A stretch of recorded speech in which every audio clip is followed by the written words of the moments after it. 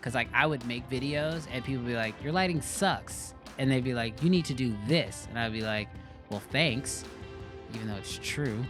So the first camera I ever bought was a Canon T2i. I got a job at Best Buy just so I could get a discount to be able to buy the T2i. Once you put something out there, once you put an opinion out there, once you put your life out there, you're open to criticism for everything. Probably what was going through my head was, oh crap, Justin's like right over my shoulder. This is trash. I don't know if this looks good at all. And like in my head, I'm thinking, I should be mastering this because I know how to shoot. Right. But what I didn't realize, it's almost like saying like, I know how to run, but why can't I play tennis with the greatest? Okay, maybe you started a trend and then other people were jumping on that. Yeah. Even then it's good, even if you weren't the one following, if you're leading, it's still good to like almost remove yourself and reinvent yourself. Yes. And start doing things different. Right before they get that feeling of, is this almost over? Oh, it's over. Wait. I want more. Like Yeah. that's the way it should be with just about anything. You said 128 TBs. 122 terabytes of hard drive space. And then I have 8 terabytes of SSDs. And then I have a 2 terabyte NVMe SSD that works in the back. It's like basically like RAM, but it's like 2 terabytes that can help me move files around. Dang. And then I have a QNAP, so it has like this app thing on it. I'm not an IT guy, so I don't understand how any of this crap works. I set it up watching a ton of YouTube videos, and then never. Don't ask me how to help you because I can't. I just can help you find the videos I found. And I just went step by step. But I set up this thing on there where it knows what projects I'm using. It moves those to the 8 terabyte SSDs. So if I'm working on a project, those will live on the SSD. And then when I'm not using something that's sitting on the SSD, it'll move it onto the rest of the hard drives. Is that like a time thing? Like after X amount of time of... See, I told you, don't ask me any follow-up questions. Okay, cool. We'll move on from I don't know how I set it up. It just currently works, and it works fast, and I can edit off of it. And one thing about me is once I figure out something that works, I just let it run. Oh, actually, can you pass me my Ghost really quick before we get too far into this? Once I find something that works, it works. And why change it after that? That's it. If it ain't broke, don't fix it. That's literally my mantra with everything. I think that's an awesome mantra to have, in all aspects of life. Mm-hmm. Well, thanks for coming, dude. Yeah, man. Excited to have you. Thanks for having me. I know it's a trek across Houston, but I mean, an hour across Houston is about average for doing anything, right? Yeah, pretty much. Yeah. I try not to travel nearly as much around the city now, but it happens. And It does. thanks for 99. It's much easier. So It's pretty much a straight shot. yeah, it was. I just literally hopped on 99, took it all the way here. Dope. Well, super excited to have you. I think it's going to be a great conversation, and let's just hop into it. So today I have Brandon Washington on the show.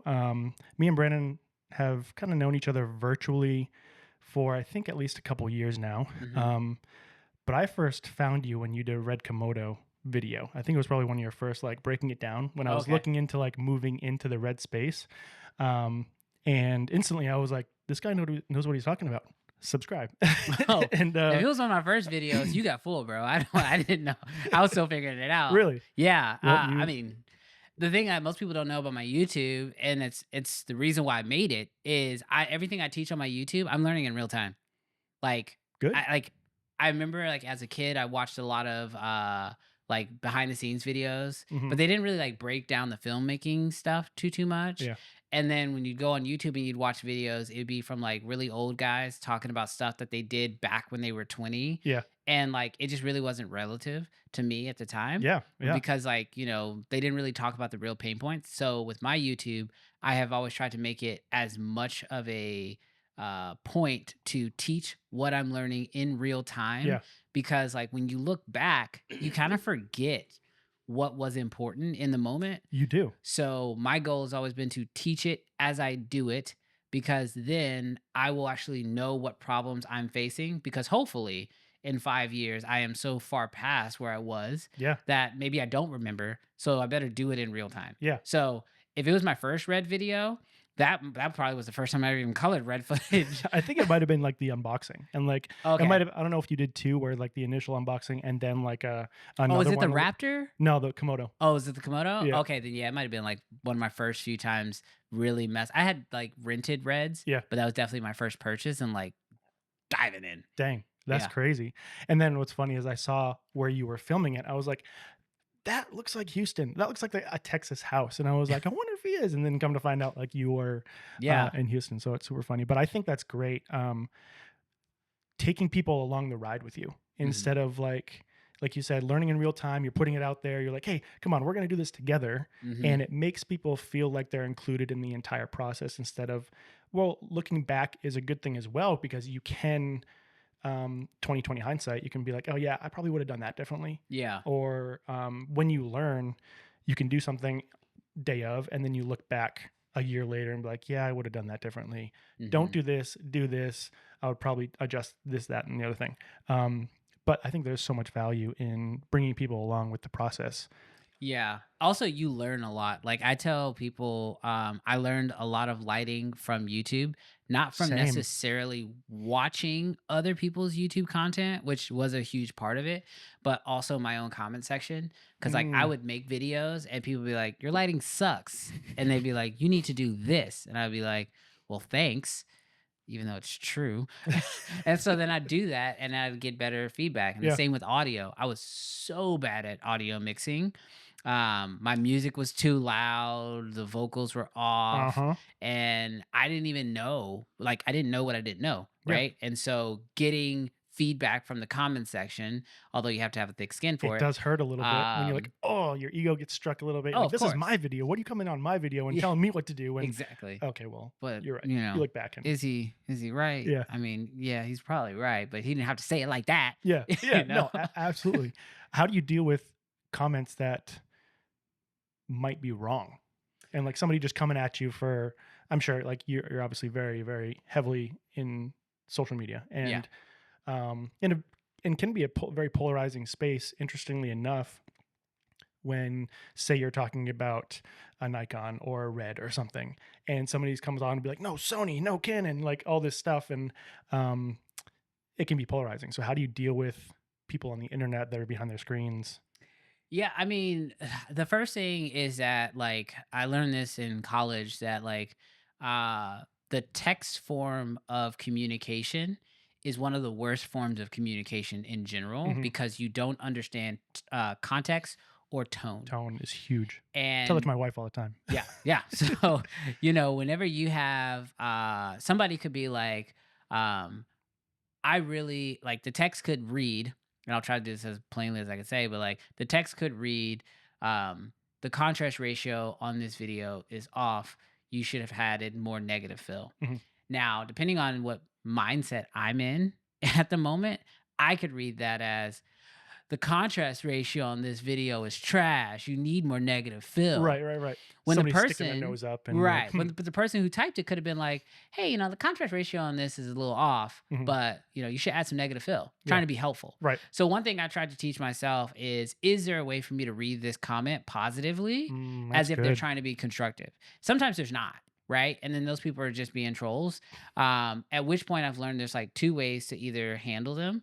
One, hit them with so much so much positivity that they look worse. Yeah, yeah, yeah. Like, and then because the truth is, it's like, and then I leave their comment up there because everybody else is gonna see it, right? And so then everybody's gonna see, oh, that guy was being a jerk, Yeah. and Brandon was really kind about the And way when he you respond to responded, a comment, it's always at which the is top. more content, Yeah, yeah. So that's one way I try to do it, and then the second is I just assume, I respond in a way that I assume that they know that like they genuinely didn't know, and I'm just educating them, Yeah. which then leads them to a place of being either they have to sort of figure out if they're going to respond and then try to like backpedal, Yeah. or they have to sort of accept that like, oh, Brandon just, he just literally got me the right answer or told me the right answer. And what I find is that like negative comments and your response to negative comments is content. And a lot of times, through video, even it can be hard to tell like who you really are. And because they know you're chopped, you're edited, like you're putting your best foot forward. But when somebody throws something negative at you, how you respond is another indication of who you are. Yeah. Um, Wow, that's they really good. can win, like you can win people over by how you respond to negative comments, and even choosing not to run from negative comments also shows who you are as a Yeah. character. Because I'm not afraid of confrontation. Like I've never been afraid of confrontation. Yeah. Like whatever it is. Like I'll fight with my wife. I think we need to fight. Yeah. So, like if we haven't fought in a while, I'll be like, "Yo, babe, we Yeah. haven't fought about something. What are you trying to fight about? Let's fight about something, just so we can keep our skills up." Yeah. Yeah. That's funny. But no, I think conflict is good, and you shouldn't run from it. Yeah. Because it also shows your character. So that's the way I handle it. And then if it's like really bad, I just delete it. So yeah, it was like totally unwarranted. Like yeah, way. yeah. It can't even I come mean, back I'm a from black that. man on the internet. I've gotten my fair share of racist stuff on the internet. Ooh. So that kind of stuff, it's not positive for anybody. Yeah. So I just delete it. Yeah. Some that's not even can be constructive. It's just like nothing. no, It's that one's just gone. if it's just straight hate, like Yeah. hate for hate's sake, and like hate that other people can see. Because like, what if there's another young black kid who's looking at my content and then they read that comment? How's that gonna make them feel? If that's when I say it's hate for hate's sake, because it goes beyond just me. It goes like somebody else in my comments could see that and feel some way about themselves. That's when I need to kind of like remove it. Yeah. That's really like the only time where I feel like, okay, that needs to be removed, because I don't want anybody else to feel like possibly feel that way. Yeah. I have thick skin, but I don't know what my audience has. Sure. So let me just protect them. Yeah. So that's the only time that happens. Dude, that's so good. How old are you again? 33. 33. Yeah, like you said, you could have this 15, 16-year-old filmmaker up and coming. And the interesting thing about the internet is that it stretches, like you said, so far past you. Oh, and yeah. that other person that made the comment. And what you said was so good is that you can win people over. And not necessarily even talking about that other person that made the comment, but other people that are watching the interaction. Yeah. Not just people, but companies. Mm-hmm. Because your image and how you hold yourself is how other brands are going to look at you. It's like, hey, maybe who knows? Like somebody could be looking to work with you and you could have no idea. But if how you decide to respond to that comment or that interaction could make or break whether or not they decide to work with you or not. And on the other side, even if you respond in a way that holds true to you, and they decide not to work with you, that's a blessing in disguise, because obviously you don't want to work with that company. Yeah. Anyway. Yeah. I think one thing that a lot of people don't know about social media, and like this is like, I don't know if there's like a theory of this. This is just like kind of my own little mental thing. So I make up a lot of my own mental theories, and I'm like, yeah, I'm gonna live my life by this. But like, I believe that like as great as social media is about reach and all these other things, I think the number one thing that people use social media for now is for validation. And so like if I like, let's say for example, I'm like, hey, I'm looking for a red shooter in Houston, and they're like, oh, I know this guy named Taz, and I'm like, oh, cool, what's his Instagram? I'm gonna go on Instagram and I'm gonna judge you immediately. Yeah. And that's your social validation. Is I'm gonna look at that and sort of validate whether or not you're somebody I want to continue to pursue or work with or whatever. And what's crazy is I won't like any of your posts, or I may not even subscribe or any of those things. So I am completely oblivious. You're completely to this oblivious that I'm even validating you in the moment. Yeah. But what's crazy is that like everything is a part of that. Like you said, your comments, all of that. Like if a company chooses to want to work with me, they might go to my Instagram and they'll go through. And if there's like, a negative comment and I responded negatively to it, I might have messed up an opportunity just because of that validation process that, again, I don't even know. So there's like blessings sometimes in people's lives that they miss out on, that they don't even know they're missing out on because of a decision that they made in the past. So I do think about that pretty consistently when I'm online. That's a great mindset to have constantly, because it's more of at that point, how you respond is less a reflection on them and more a reflection on you. Yeah, every time. Whether or not they leave that comment. That person might never even comes back. Like they could not follow you. They just see you on your explore page. Right. Their explore Like page, if you say something negative to me, I seriously doubt if you get a notification from me, you're coming back to check to see what I said. Yeah. You know what I mean? But I do know that like I said, negative comments and how you respond to them is also content, because content's not always just the video. It's everything that's associated with it. Dang. We jumped in real quick. Oh yeah, no, we're in here. That's awesome. You asked me to show up, bro. So when we show up, we show up. Let's do it. We do it.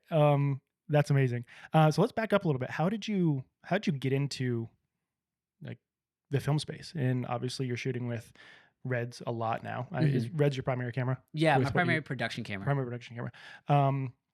You didn't always shoot with Red. like you said, No. like the Komodo that was probably 2019, I think it was when I Yeah, was watching. somewhere 'Cause around that. we were shooting with at my church. We were shooting at with Panasonic, Okay. the S1Hs, still like fire cameras.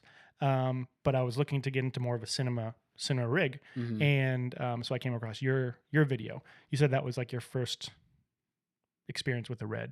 At Yeah. that point, you rented them. You rented them Yeah, previously. rented like the Raven previously before that. Did a project on the Helium. Hmm. And so like, and those were few and far in between. The problem I ran into with like renting Red cameras is that like I never mastered the workflow, which was one of the Yeah. things I was really excited about by officially buying like a Komodo, Hmm. was I could start to figure out how to master the workflow, which I think is super important when you start working with Reds because the workflow is very different. Very different. But yeah, before Yeah. How'd you start? Reds, Like, where did you take me back to? Like the first time you picked up a camera. Like, oh man. So first time I picked up a camera. what camera Um, was it? so the first camera I ever bought was a Canon T2i. Mm, Loved that camera. It was it was basically what I could afford. And I had played around with like Sony handy cams that I think my cousin owned or something like that like the little before. camcorders, Yeah, like like the the little flip out screen. camcorders, and then like you remember like the flip cam where it was like this old camera, but like it had like a camera on both sides. You could like flip it around. It was I really think so. old. But long story short, the first real camera that I picked up to actually like pursue video with was the T2i, Hmm. and I wanted a camera but could not afford one, and I needed to get a job, so I got a job at Best Buy just so I could get a discount to be able to buy the T2i. That's smart. And so I got a job at Best Buy, got the T2i with the kit lens, and then shortly after that, got the 50 millimeter Hmm. 1.8, and ran that system for as long as I could. And then slowly kind of like grew through the Canon ecosystem because, like, back then, what was this, like 20? No, it might have been 2000. 11 maybe 2012, somewhere in there. Hmm. Nikon didn't have video in their DSLRs. No, they were uh like the photography. yes, they were photography They only. almost still are. Like, But what's crazy is actually Nikon, this is something that people at Nikon told me, they actually came out with the first mirrorless camera ever. really? Yes. Wow. What was? Do you know what that I don't was? remember what it was called. It was like it was back when they had like Ashton Kutcher like doing like ads for them and Yeah, stuff. like Cool Pics. Nikon Yeah, it Cool was kind of Pics. in that era, but Wow. they couldn't get their designers to get behind it, so it flopped out. But so Nikon didn't do video. Sony was still making DSLRs back then. They had started kind of getting into the Nexus cameras, which were their mirrorless cameras, Hmm. but the quality was just not very good. Right. And so Canon, obviously reigning supreme with the 5D Mark II at the time, and then they're slowly putting that video into their cheaper cameras, which is Yep. ultimately how I got to the T2i. That became like my first go-to, and then I wanted a flip-out screen, so then I jumped to the T3i. Yeah. And again, working at Best Buy worked in my favor. I had a Dude, that's I clutch. finessed the system like crazy, bro. Like I had a T2i and then it broke and I had a warranty. Oh. And so I was like, oh, just put my warranty on a gift card. And then they put my warranty on a gift card and I used that to get the T3i. Wow. Did it Why did you want a flip out screen? Were you vlogging? What No, were you doing? I was Like shooting sit down videos video, or but whatever? it was I was shooting like music videos and stuff like that, and I just wanted like back then the video rig was like a flat base and it was like this little arm that went over. Yeah. Skateboarders used it a lot, and so I wanted to be able to use that. And so every time I'd use it though, I couldn't see Yeah. my 'Cause screen. your screen was flat and you're like Right. underslinging it. Yeah, you couldn't undersling. You basically had to sit right behind it. And I was also shooting a lot of dance videos back then. And so I was getting a Wow. lot of like crazy angles and stuff. And my screen, I needed it to move Yeah. so I could just, move it around a bit more. And so I got the T3i, and then that one also broke. And I finessed up to a 60D. Wow. And That was a so pretty big jump. yeah, so I was, and honestly, like, what's crazy is like I didn't know anything about cameras. I went from a T2i to a T3i to a 60D. Didn't really understand anything about the specs while I was jumping. Mm-hmm. I went from the T2i to the T3i because I wanted the flip out Flip out screen. screen, yeah. And I went from a T3i to a 60D because the 60D had the little top LCD screen Oh, okay. and it looked So you saw like a your settings from the 5D. top. Yeah, it looked like a 5D Mark Yep, II, which yep. means I was like, oh, this looks professional. So I was like, I need a professional camera. Dude, that's half the battle is looking the part. I was like, if I've I noticed look that. like I know what I'm doing, maybe they'll hire me and then I'll figure out what I'm doing. Yeah. So that was my mindset at the beginning. Dude, that's funny because like it is such a thing. Like you could be an amazing cinematographer, Mhm. but if you show up with like, I'm just gonna put it out there, like a A7 IV Yeah. to like a professional set, but you know you can pull it off, and you know you've done it before, and you can make it happen. People are gonna look at you like, "What are you doing with that?" Yeah. Even though you know you can do it. Yeah. So like even a matte box on a camera instantly gives you credibility. Well, it's one of those things where either you're like, you as the creator need the confidence. And like, I do believe that this is true, despite, nobody will ever probably admit this, but like, there's different things that give us confidence. Sometimes it's like time, skill, and like, just actually building up like what you can do. Yeah. Like now, if you were like, hey, Brandon, can you go shoot this on an iPhone? Yeah, I can do it. Like I said, over 10 years of experience. Right. I have that confidence. But at the beginning, it was like, oh, if my client thinks I'm good, that will give me the confidence. And if a matte box makes my client think that I'm good, then now I've got the confidence. Yeah. And so now I can move forward. Even though, matte box doesn't even do anything Yeah. if you don't know what you're doing. Right. Right. So I do believe though that like it's okay to do what it takes for yourself to build up that confidence, because Totally. only when you have that confidence will you be able to actually take the next step. Yeah. And that next step will ultimately make you better. Absolutely. So yeah. I totally agree with that.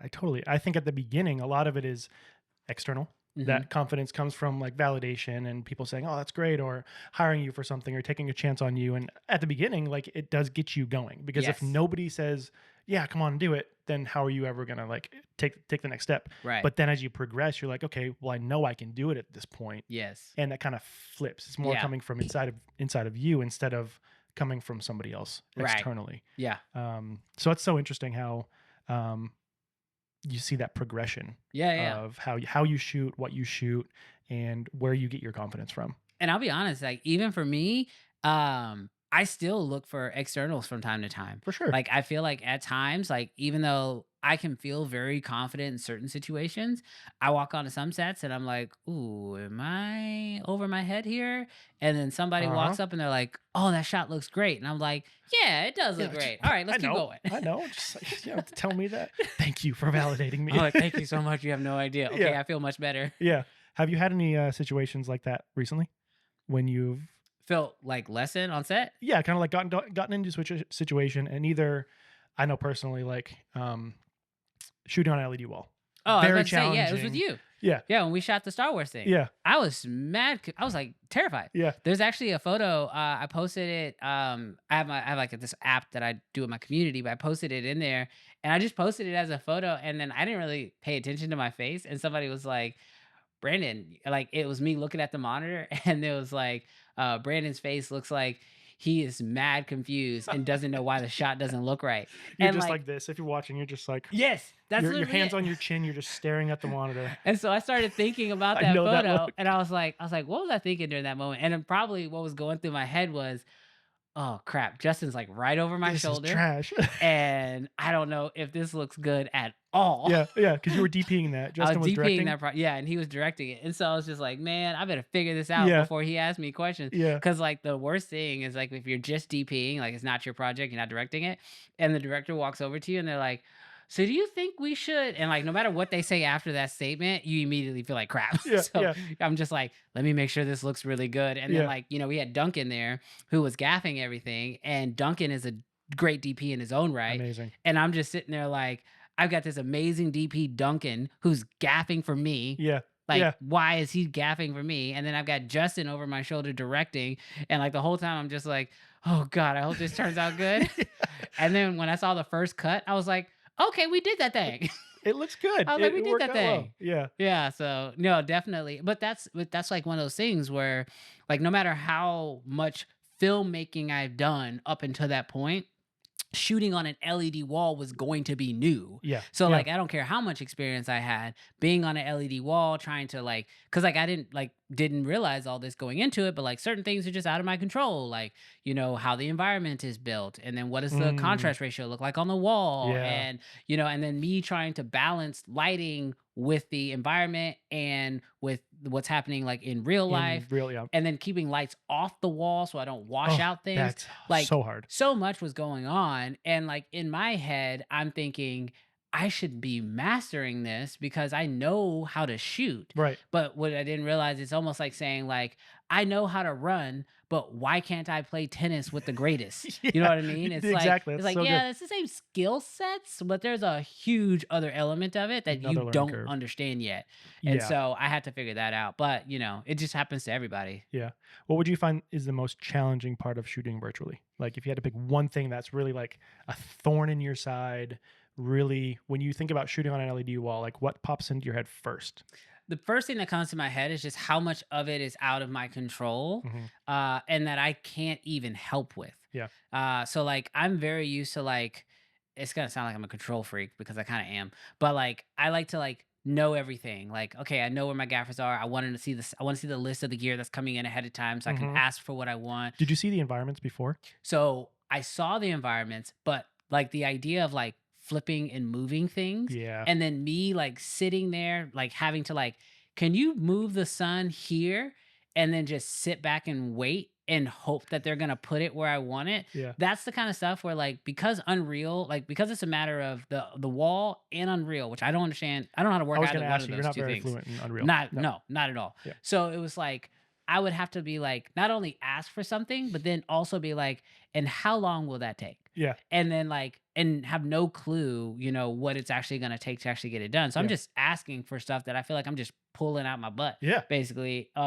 Or They if could look the at you like you have 10 heads, or they could be like, yeah, I'll take 2 seconds. But exactly. you don't know. And so then I'm also like, we've got a whole crew here. So I'm like, I don't want to ask for something that's going to take 30 minutes and throw us off schedule because I just want to see like a 2% adjustment in my frame, Right. you know? And then that could lead to a cascade of other things where you have to Right. flip Shots having to lighting, get camera has dropped, to move. or yes, or like, oh, can we, if I want to adjust my camera like this, can we do that? And they're like, yeah, but then Duncan's gonna have to move all these lights over here. And I'm like, oh God, no. Okay, never Yeah. mind. Don't Yeah. do that. So it was just like some of it was just like things I didn't know that I didn't know. Yeah. And so then I was also sort of afraid to ask for certain things. And so like what I learned after that project was that like I don't need to be a master of Unreal, Mhm. but I do need to at least somewhat understand it and understand what is Yeah. possible, because my mind was like, oh, it's like a green screen. You can just put whatever you want back there, but you just do it while we're filming. Right. I didn't realize, It- not quite. kind of, Because, but yeah, yeah, because we they're a had little like different. multiple environments for different scenes. Yeah. And so, like, there was one where I was like, oh, I think his ship should be back there. And they're like, that's in another environment. And I was like, okay, well, just copy and paste it, right? You put No. that guy in here and scaling and perspective and moving All it of around that. and lighting and it's gonna hit it. It's like Dude, it's all of that. this So crazy many stuff. different pieces that I didn't know, that the only thing that like kind of really threw me for a loop was just that I was afraid to ask for some things. Yeah. Because I didn't understand what I was really asking for. So I just resulted back to, I don't want to make this production more difficult. Let's just get what we came here to get. And if it's 90%, that's fine. Yeah. Let's just be happy with 90. Because that was also a very compressed shooting schedule in general. It was. You had like a day and a half? Yeah, days? 2 days and like a pre-light I was day. gonna say like prep. How much prep time did you have? But so we had one prep day. Me and Justin worked on it for like a week before, and NAB fell in the middle of that, so I Yeah, wasn't that's even right. around for most of the prep. Justin didn't go. I don't think he went to NAB, I don't or if think he he did either. did, he was very short. But he was here like working on props and things like that, getting it ready. Mhm. And that's stuff that normally I would have time to do, but I had obligations at NAB. Yeah. But yeah, it was just like it was a little bit of that, and just not knowing what was like. I didn't know everything I probably should have known going Yeah. into it, but I like to learn on the job. I like Yeah. to learn on the fly. Well, looking back, like now you can in the next time. Was that your first time shooting with Unreal and on an LED wall, or you dabbled a little bit, not just virtually, but with Unreal? I had dabbled a little bit, but that was like my first time doing narrative for sure. Mhm. on there, and Not just like commercial work not or just like like, commercial work, yeah, yeah, where it's, commercial work's not the same as narrative. yeah, Even the way you approach it is totally different. yeah. So, but yeah, it was like my first time sort of really diving into that project, and it was definitely my first time being the lead DP on it. Mhm. Like I've been a first AC and some other Yeah. areas in the A camera little bit of a department. lower role, so not Yeah, everybody's looking at they're you. not looking at me, and I'm not in charge of the frame, But that was my Right. first time being like the DP for the project. Yeah, and there's a lot of pressure that comes along with that. Not even just directing, Mhm. but having everybody, because you get the vision from the director, and then Yes. you're tasked with carrying out that vision and making sure his vision comes to life or their vision comes to life, and you are basically the director at that point in Yeah. your own regard. Yes, you are. I mean, there's a reason why they call it director of photography. Yeah, Like you are still in charge of making sure that the frames come through. which confused me at first, director of photography, when Yeah. like I didn't understand like how it was obviously rooted in photography. Yes, But a lot of video stuff. It's harder now because it's not really on film like it was back right, in the day. So some of the things don't really carry over the same way, and like some things just don't make sense because of digital now. yeah, But yeah, you're still like directing the actual photography, what is being captured through the camera. But the other thing on this project that was so crazy was that Greg, who was the producer but also the VFX VFX. supervisor, I had never done a project that had VFX in it. Yeah, I've never, I mean, we've done like graphics, we've done a little bit of green screen, but not like a VFX supervisor and having practical and virtual yeah, effects yeah, yeah, in the same project. I had never done that before. So like there were certain things where I'm like, oh yeah, let's just shoot it like this. And he was like, well, we need to shoot it clean, and we need to put markers and like all these things yeah. for some of like the effects and like some of the stormtroopers. And then like we also had like issues with the fact that we had one stormtrooper, Yeah, which was you on day yeah. one, right? You were. I Did you do day one or day two? I I can't think it was remember. day 2 Okay, or the second half of day 1 or something because the guy had to yeah, leave. that's right. Yeah. So yeah, so we had one stormtrooper costume, but we had four of them in every Yeah, scene. you had to composite them So we had together to and like it's like composite them, and there's like all these things. So there was so much VFX stuff going on. So there was just a lot. And like, truth be told, we definitely should have spent like months on yeah, pre-production. yeah, Probably shot for like 3 more days and then done like at least 2 months of post. yeah. But for a few days of pre, 2 days of production, Mhm. and then like I think maybe 3 weeks of post, I'm really happy with how it turned out. It's And great. actually, I learned a lot from the limitations that we had, how to actually get more in the future. Yeah, because sometimes you just gotta crank it out. And like you Yeah. like you said, that 90% rule of just like, "Hey, it's good enough. Let's not, like, bend over backwards to get it, like, perfect. Yes. It's good enough. Let's just get it and move on," Well, given the constraints of the project. and what I learned was actually kind of like a blessing in disguise was the fact that it was compressed, meaning that we made the best 60 seconds that we could make. And 60 seconds is so much easier to show people. So if you're like, oh yeah, I shot something on on a virtual wall, and they're like, oh, like, can I see it? If I have to pull out like a 20-minute short film, Yeah. they don't want to sit there and watch a 20-minute short film on your phone. Yeah. But like when I went to Cine Gear and I got a chance to actually meet with some people who do that professionally on the back lot, and I was like showing them, I was like, oh yeah, here's like a little short we made, and like they could see it, Yeah. and we actually like they watched it. It was 60 seconds. And then they were immediately able to give me feedback and teach me how to do things better, and I learned a whole lot from them. But if I had to show them like a 20-minute thing, Yeah. they would have been like, oh yeah, okay, that's Yeah, cool, email that's it good, to that's me, good, that's and good. they're never gonna Then they're watch never it. gonna get back to it. Yeah. So sometimes making something shorter is better because then when you need to show it to somebody, it's just easier for them to digest it. Yeah. I No, didn't even it's that wasn't the plan, but it worked out. yeah, that's what you told me actually, when you asked me if I was planning on shooting anything. This was a while ago. I was like, "Yeah, I don't know if I wanna get into, like, a short film or, like, more of a trailer." You were like, "Do a trailer."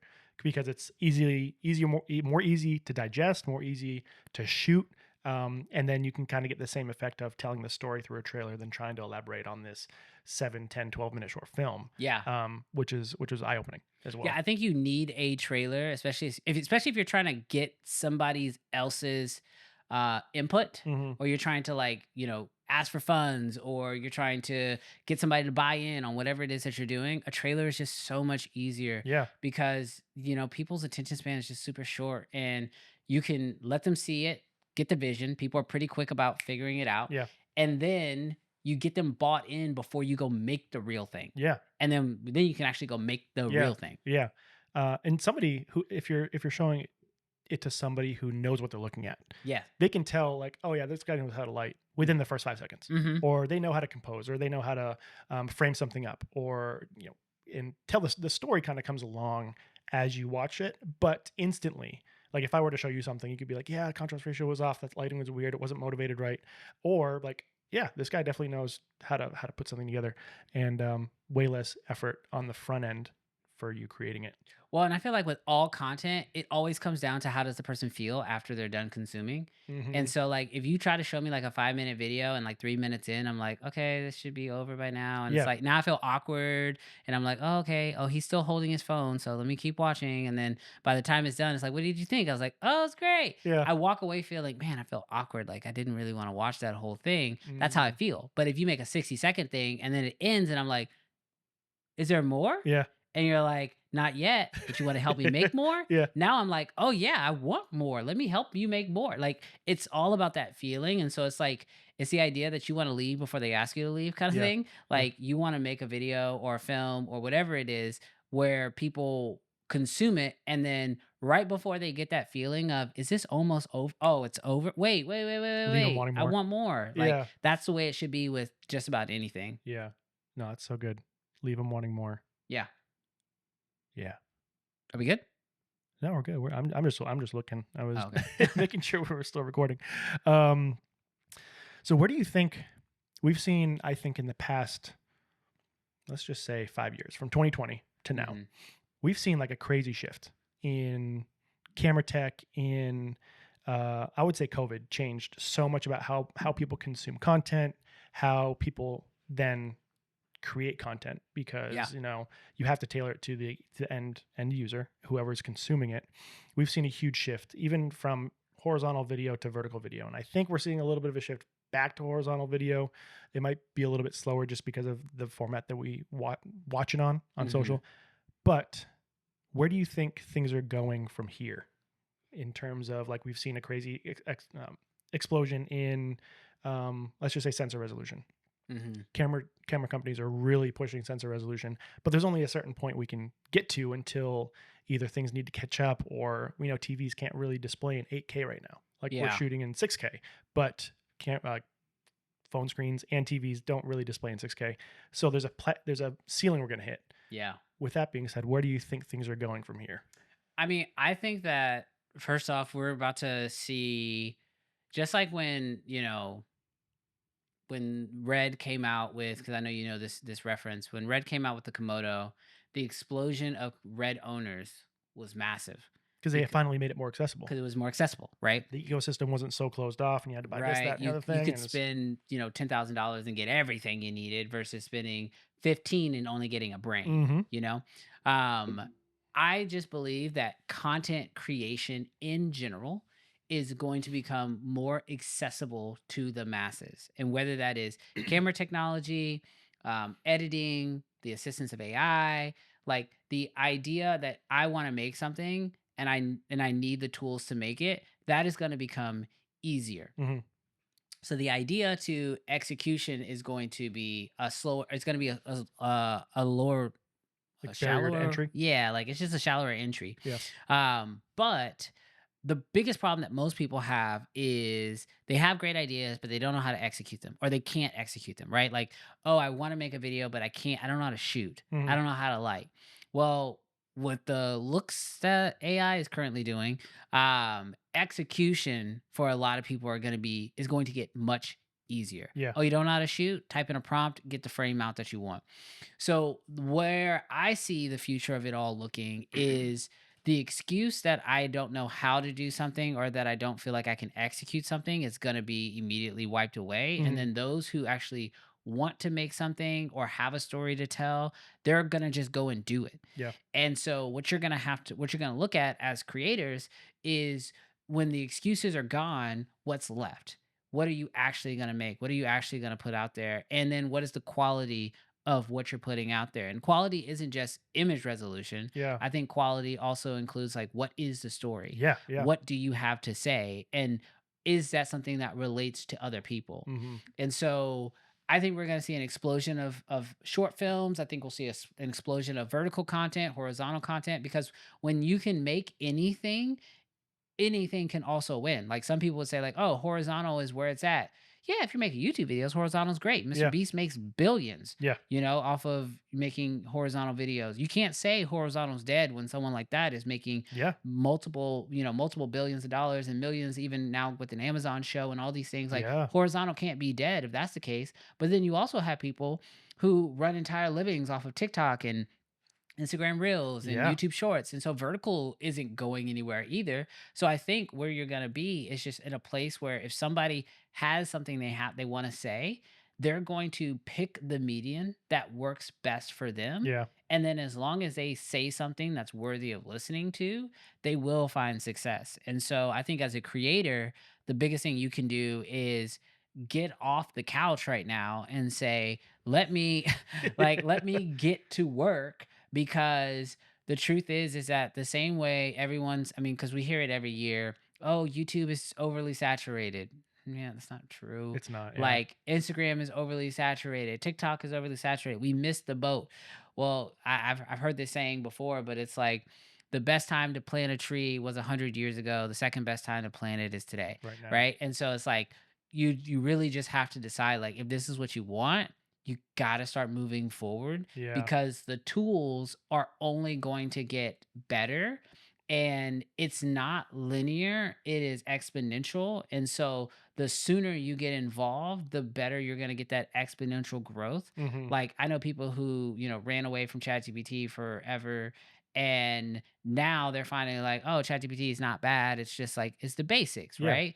Well, they're learning how to prompt today. I learned how to prompt 3 years ago. So like I'm ahead of them. I'm beyond prompting. I'm having it do its own tasks on its Yeah. own time, like scheduling stuff. Wow. So like I think the best thing you can do is just say, okay, I can't change what's coming. Like I know that a lot of content's about to come out. What do I have to say? Who do I want to talk to? What voice do I want to put out there? Right. And then just start now, because it doesn't get easier when you allow time to sit in. Bro, it doesn't. Yeah. Time's going to pass anyway.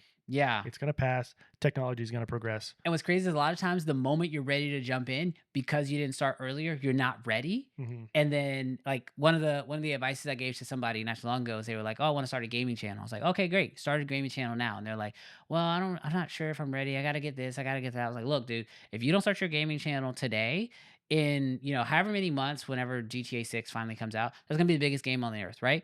When everybody's playing that game and streaming it, you might start your channel the day that game comes out, but guess what? YouTube's not going to allow you to stream on day one. Yeah. You got to wait. You got to wait. You got to actually accomplish some stuff before they even open it up. And then what if those rules change and they make it even more hard in the future for you to get in? So you better get in with the rules that are working today. Ooh. Because if the rules change, like people who said, oh, I want to be TikTok famous, and then what happened? TikTok got banned. I mean, Yeah. all in all for like 12 hours. Right. But like, what if your goal was like, oh, 2025 is the year I get on TikTok, and then literally 2025 was the year they banned it? Yeah. You're like, oh, what would you Should have wait done it around 3 for? years ago. You could have done it 3 years ago and then moved that audience to Instagram, and now you actually have something, versus, because if you wait, Yeah. the game changes. It does. So I always say, dude, get in with the rules of today, because the game changes and the game gets harder in the future. So take advantage of how easy it is now, even though it feels harder. It's easier than it's going to be in 3 years. Mhm. I guarantee you that. Yeah. So You're so wise. You're dropping a lot of bombs. It's great. just make sure you pick them all up, and then Yeah. let me know what stuck. So Yeah. No, that's great. I mean, it all comes down to just starting now. yeah. Like, and I'm probably speaking to myself about so many things. Whatever you want to start, like, why are we waiting? Why are you? What are you waiting for? Are you waiting for the right time? Because there's never going to be a right time. No. The right time, like you said, the best time was 3 years ago, or 2 years ago, or a year ago, or last month. Next best time is right now. Yeah. So I think a lot of people are going to resonate with that. I think a lot of people want to do, like you said, they want to create content in some way, shape, or form, Mm-hmm. but they're just afraid to, for whatever reason. I think a lot of that comes down to putting yourself out there, being criticized, because once it's on the internet, like, once you put something out there, once you put an opinion out there, once you put your life out there, you're open to criticism for everything. Like Yami does a lot of mom content. Yeah. Granted, she doesn't get a whole lot of negative like mom shaming, but she does once in a while. Yeah. And even if you're putting out family content, it just opens you up to so many opinions, and you're basically saying, hey, this is me, this is my life, this is what I do, this is what I think. And anybody can comment on that. Yes, and that's where, like, I've had seasons, and I think this is normal. At least it's normal for me. But I had seasons where I'm like, you know what? I need to delete Instagram for a bit. Like, I'm actually for February, I'm deleting Instagram for all of February. Wow. I do that every so often. Normally, I do it for January, but I normally do it at least once a month, like for a full month every single year, Hmm. and then throughout the year, I can, like, if I start to feel, oh, I'm comparing myself to this, that, or the third, or Right. Spending too much time or like yeah, mindless stuff. or if I look at my work and it starts to look like other people's work, that's Ooh. a normally a big sign for me. Like, I know there's like this huge thing, especially on Instagram, where like people were putting like filters, like lens flares and stuff, like Yeah. as part of their transitions, and using like shutter sounds and, Yeah. and all that stuff. And back in the day, it was like Sam Colder with all like the zoom in and zoom out Yeah. Yeah. transitions and stuff. And Like pretty dolly much, zooms and just making it like a right, like it was super, just crazy transitions, like for no reason, honestly. which are cool. That was a style. That was the style. But you But everybody saw, bit the style. And then yes. when I look and I like, if I look at one of my videos and I'm like, and then I go on Instagram and like five other people's videos look just like mine, I go, ooh, I've been overly influenced. Yeah. And sometimes you don't even realize you're being influenced. You're just consuming so Yeah. much that then it naturally like seeps into your work. And so that's sort of what I've been feeling for the last little bit. So for February, I'm just like, all right, I'm taking a break. I'm Yeah. just going to take all of February off of Instagram. I'm still posting. I have other apps that I'll use because, I mean, social media is part of my job. It's not my full job. I Sure. still run a full production company, but I'm just going to delete it from my phone. I keep it on my work iPad so that way I Mhm. can check it and Yeah. follow up on DMs and that kind of stuff. But just I'm basically trying to limit my consumption of content for a month Yeah. so I can sort of reset myself. It's Yeah. almost like how people do detox, Yeah. like a social media detox. It's sort of like a creative detox. Like, I'm gonna stop consuming so much stuff from that source, Instagram as a source, just so I can like not try to do the whole comparison and really Yeah. just focus on me for 28, 29 days, whatever it is this Yeah. year. Yeah. You picked the shortest month. Yeah. By design. It's easier. um, Going back to what you said about like content looking the same, it can even be not just you copying other people or like subliminally. It can be, okay, maybe you started a trend and then other people were jumping on that. Yeah. Even then, it's good. Even if you weren't the one following, if you're leading, it's still good to like almost remove yourself and reinvent yourself Yes. and start doing things different.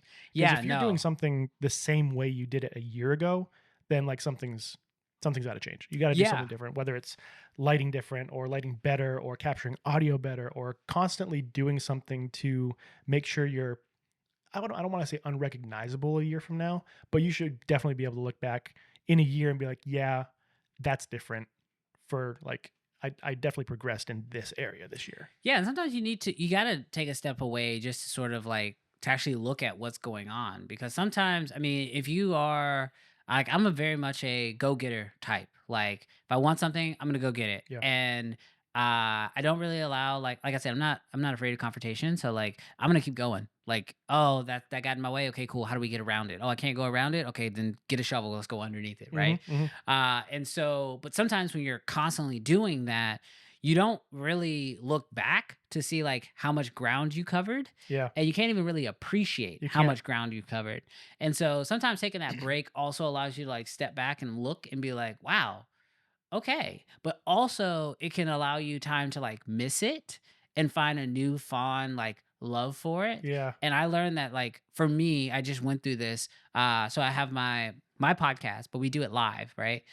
So we do it every single Friday. It's called Uncensored. Mhm. And me and my co-host, we have a blast. Like, we're like laughing, cutting it up. We've got members on the channel. Yeah. Like, we have inside jokes. It's so much fun, right?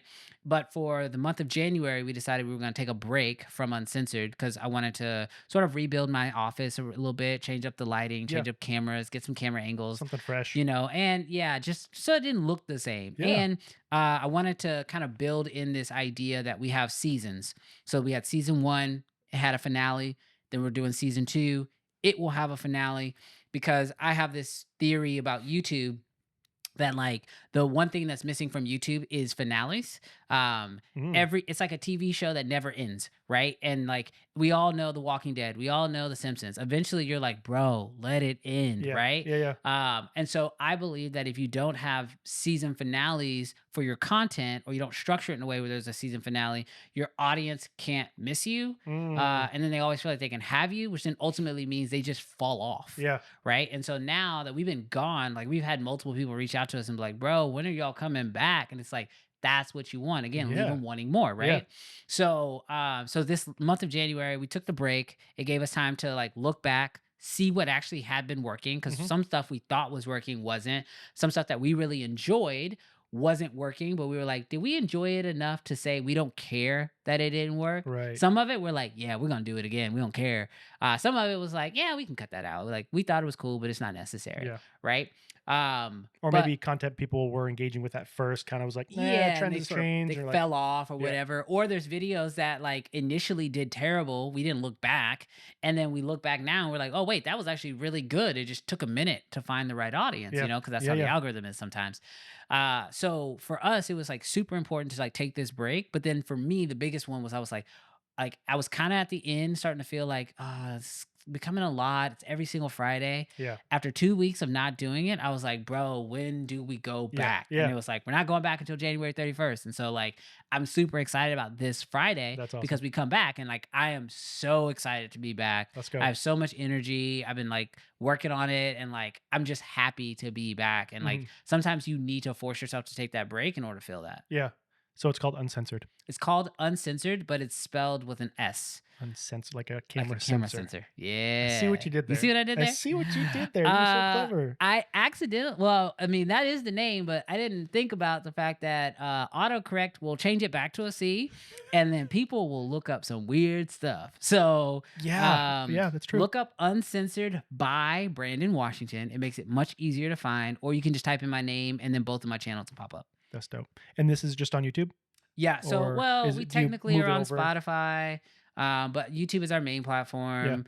I love YouTube. I Yeah. love doing it on YouTube Live. It's easier. We post our clips on YouTube and on Instagram here and So there. it's a But nice little ecosystem. yeah, it's my ego. I like YouTube. That's my main Yeah. platform of choice. I believe that, like, you should have like a main home, and then you can branch out to all these other places. Yeah. But YouTube is a place that I have like I feel I have most mastered of all of the platforms, Yeah. and it's the one I like the most.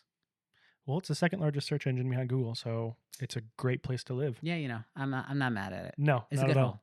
home. What are you most excited for 2025 in terms of any projects you got coming up? Any like, um, I know we were talking about before, like you got some things that you can't, necessarily speak about right now, but you will be able to.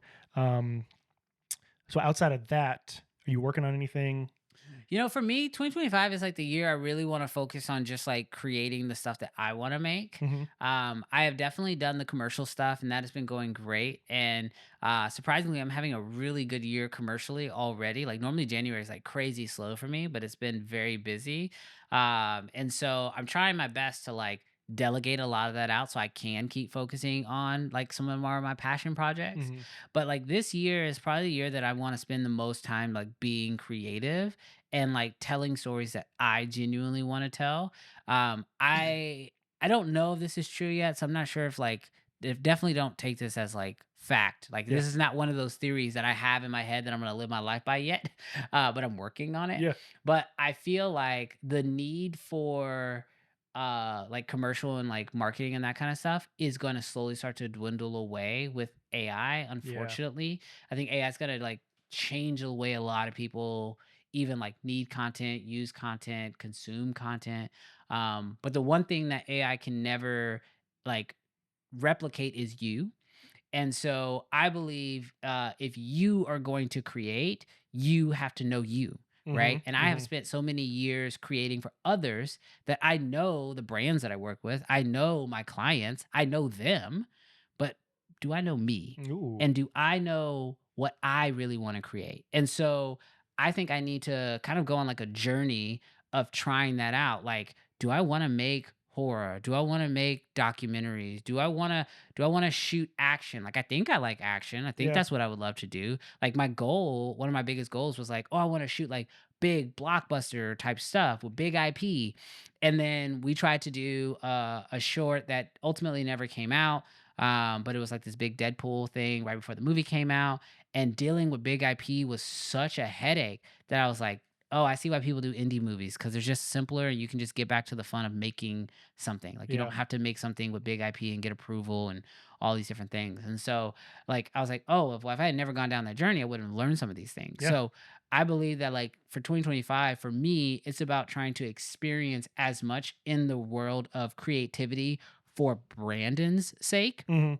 I hate that I'm speaking of myself in the third person, but like for my own sake, so that way I can know who I am, as I believe the future, the value of self or personable creation and expression will be more valuable Yeah. than it's ever been, because AI is going to devalue everything else. Does that make sense? Yeah. No, Does a that thousand percent. track? Yeah. Okay, so For I me don't know if anyway. that theory Hopefully you makes guys get that. 100% sense for everybody, but at least that's the way that I kind of am looking at it. Yeah. And so I'm going to take 2025 to figure out who I am and what do I want to create and what stories do I want to tell, Yeah. and put out there into the world, and then see what those sort of like how that resonates with people as Yeah. well. So that's Yeah. one of the things I'm most excited about. That's awesome. Yeah, that totally tracks. I mean, like you said, AI can only go so far in bringing like a human element into things. Like Yeah. obviously it's great at giving it a prompt and it's growing. It's obviously improving every day. But I actually talked about this on my last episode with Zach.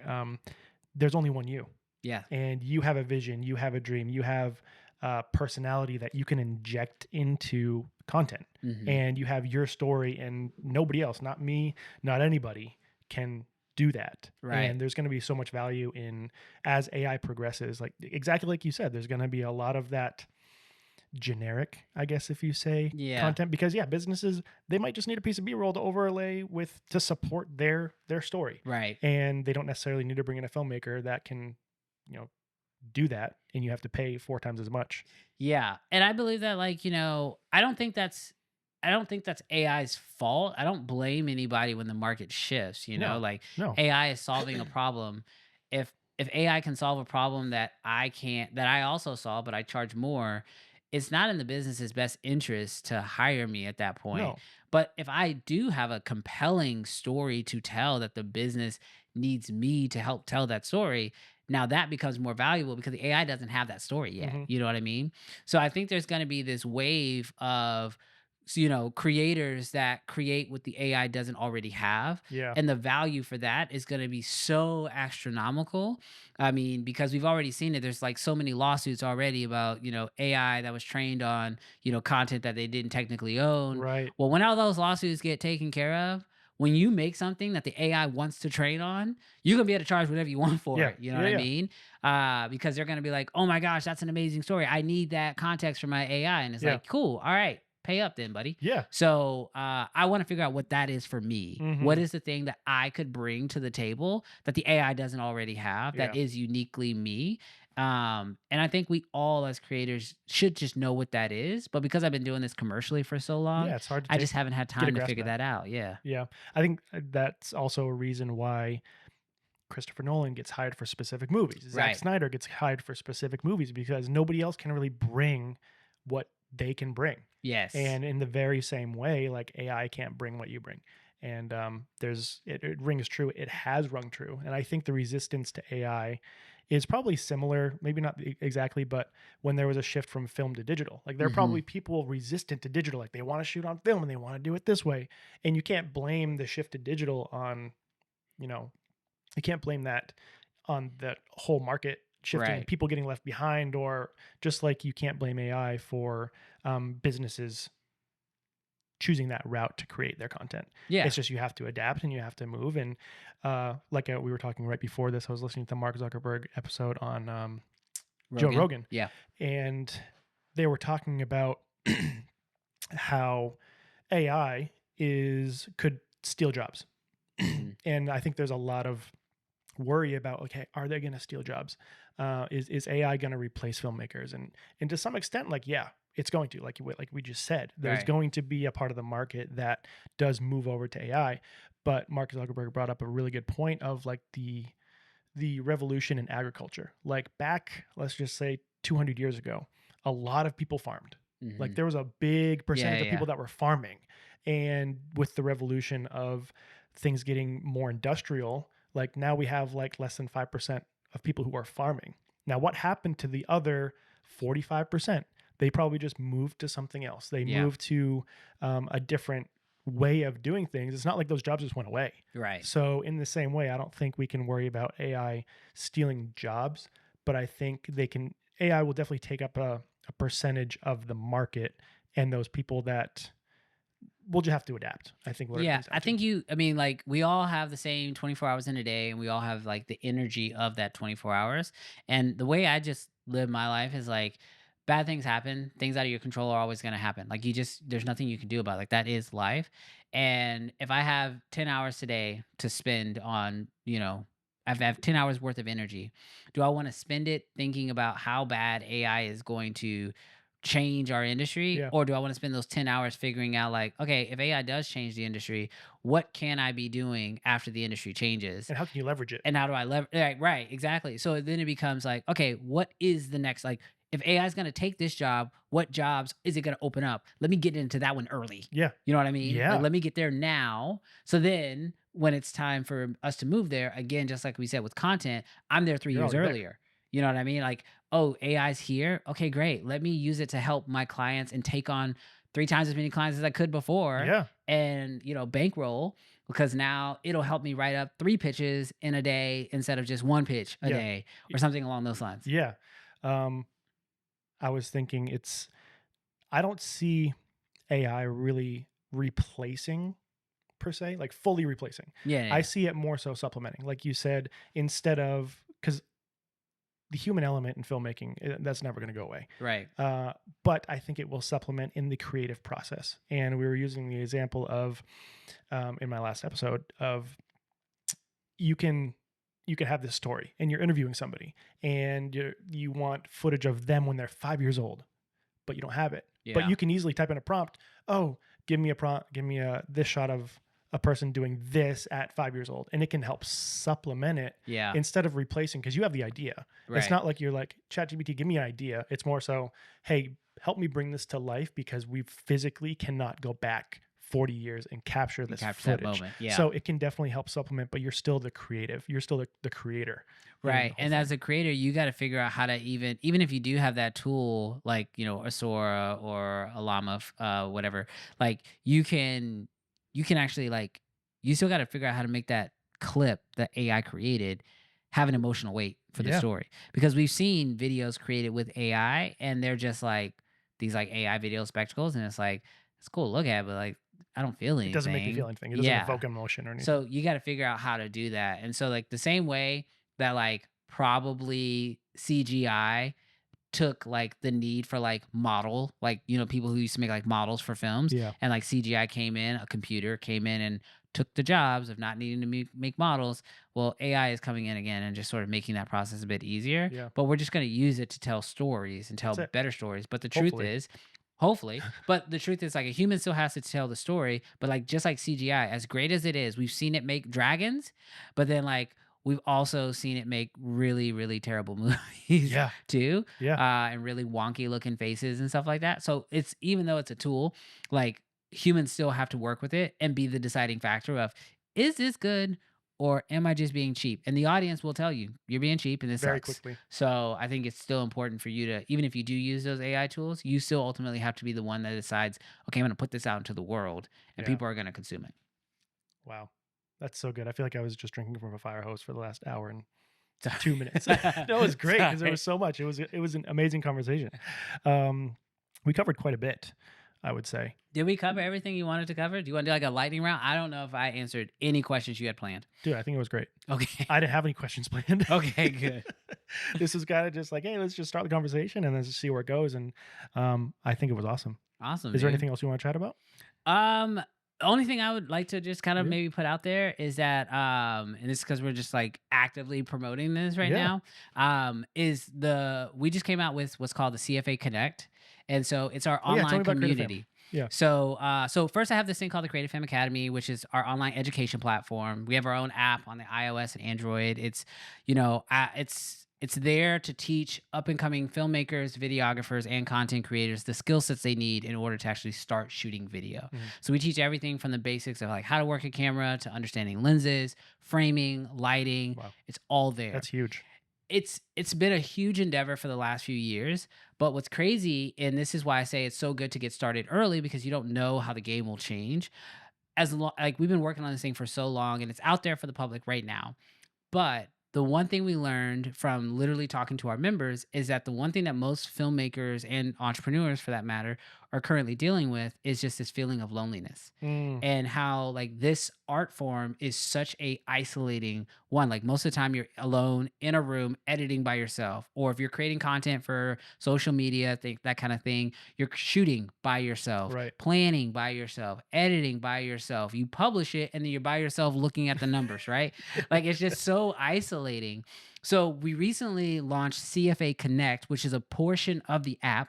That's not This is Chick-fil-A Connect. That's Creative Film no, Academy but Connect. I'm not mad that CFA kind of makes me hungry every time I Hey, talk about it. look at God. Hey, the brand is also red, so who Yep. knows? Maybe we can get a Chick-fil-A sponsorship. I don't know. But CFA X CFA. yes, Yeah. but CFA Connect, it's absolutely free, so it's not part of the education platform. You can just do the CFA Connect part, and it's a community. And so what you do is you can sign up for it absolutely free, and it's sort of like a Facebook group or a Discord, but it's aside from those platforms because we've seen it, like we just saw with TikTok, those things could go away. Or if Right, the right, or right. if the algorithm changes, whatever.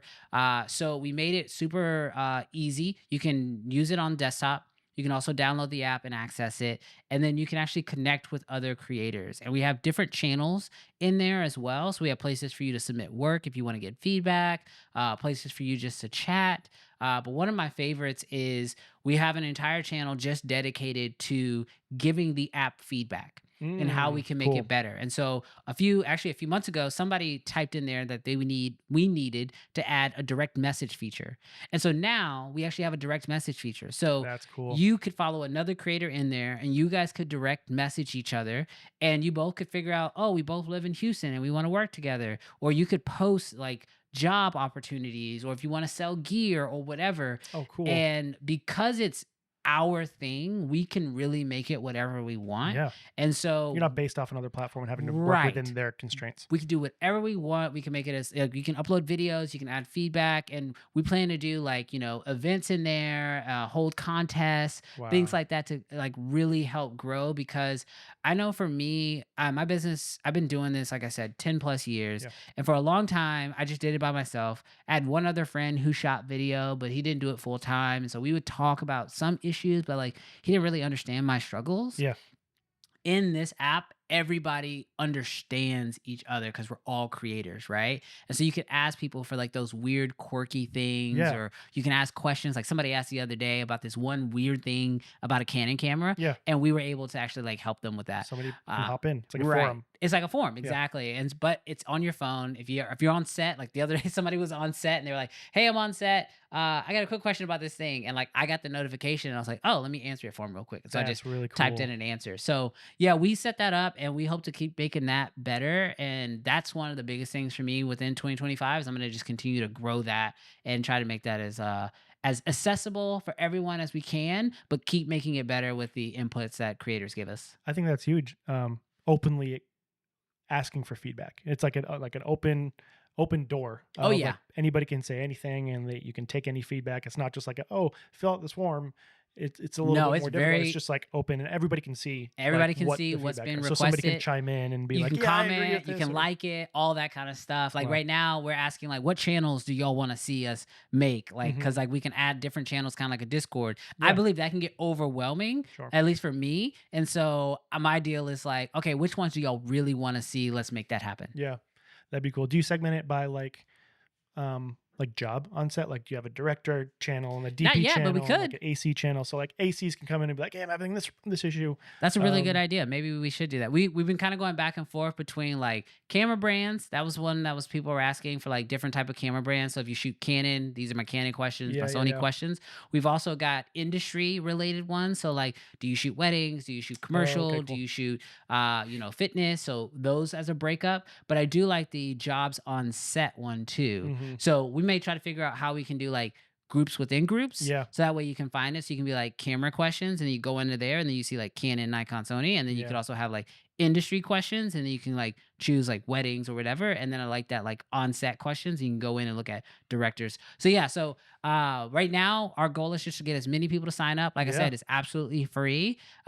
Use it. Let us know what it's like. If you're getting any weird bugs or anything like that, we're trying to fix all of those, like yeah, the user interface first, because like if it sucks to use on your phone, like what's the point? yeah. It's Um, everything's mobile nowadays. exactly. So we want to make sure that it's like really easy to use on your phone. So we're doing all of our UX stuff first, but I think it's in a really good place right now. I'm really happy with it. What's it called again? It's CFA. called so the app in the App Store is the Creative Fam Academy, Yep. and then you can look it up as CFA, which is just Creative Fam Academy, and like Creative Fam Academy, long name. Should have thought about that before I actually typed it out. But I'm also dyslexic, so for me, all words are pretty long. Yeah, But look up CFA Connect, and you can sign up. It's absolutely free, and you it's can on the even App do it Store. in the app. Yep, it's in the App Store, Cool. iOS and Android. Wow, that's clutch. I'm gonna download that as soon as we get off here. Awesome. That's awesome. Well, sweet man. That's incredible. I think it's gonna help a lot of people. It's just create more community, like you said. It's getting feedback and bouncing things off people, and just like, hey, I'm trying to shoot something. What in this city? Somebody want to come join? Yeah. Even something as simple as that. So that's awesome, man. I'm Yeah, super brother. stoked for that. It's gonna be great. Thank you. Where can people find you? You can find me on all social media platforms at Bwash Media, BWASHMEDIA. You can look that up everywhere. My name is Brandon Washington. You can look that up too. I pretty much pop up, except there's this one football player, but the only place he beats me is Twitter. So everywhere else I got him. Yeah. Twitter, X, whatever. What? It's not even a real app anymore. Yeah, right. That's funny. Well, thanks so much for hanging out, man. I had a great Of course, time. brother. Thank you for having me. We'll see you soon. Awesome.